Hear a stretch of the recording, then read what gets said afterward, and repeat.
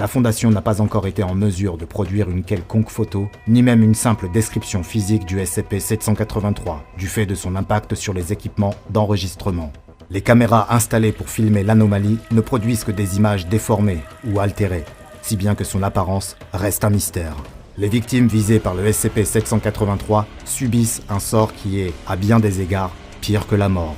Leur corps subira des déformations importantes, puisque leurs os subiront des douzaines de fractures et seront étirés et tordus dans des directions diverses et non naturelles. Elles sont ensuite soignées grâce à une production rapide de cartilage et à la croissance de peau supplémentaire pour envelopper la partie décharnée des membres ayant été étirés, créant ainsi un nœud difforme au niveau des extrémités. Certains cas sont assez graves, comme cette victime qui a vu son avant-bras être étiré à plus de 2,4 mètres, et une autre qui a été étirée pour atteindre une longueur de 12,5 mètres. Malgré les terribles blessures infligées, la majorité des victimes restent en vie après les attaques, bien qu'elles soient le plus souvent complètement paralysées, dans un état végétatif permanent, voire les deux.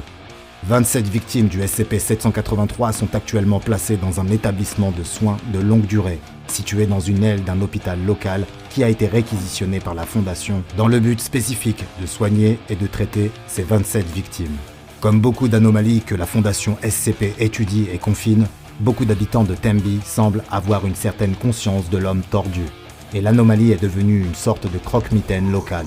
Les chercheurs ont même trouvé des documents décrivant des écoliers du coin chantant une comptine semblant être liée à l'anomalie et qui pourrait même expliquer les origines de la créature. Cette comptine dit « Là vivait un homme tordu ayant conclu un marché tordu. Il avait une canne tordue et sa prise dans un panier tordu. Il a volé un enfant tordu qui a émis un cri de tordu. Et ce petit homme tordu fut brisé sur la roue. » Un mois avant le commencement d'une période d'activité du SCP-783, un membre du personnel de classe D, D-209, a été envoyé vivre dans une maison appartenant à la Fondation et située dans le village.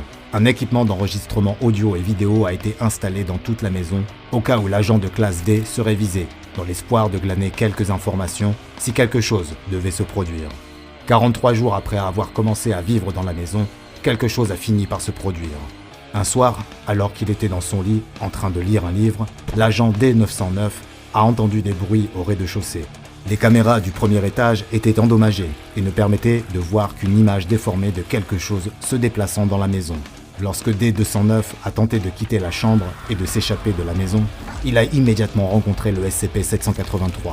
Pendant une période qui a duré environ 5 heures, ses os ont été brisés en de nombreux endroits, puis ressoudés, de sorte que D209 n'était plus qu'une masse tordue de chair et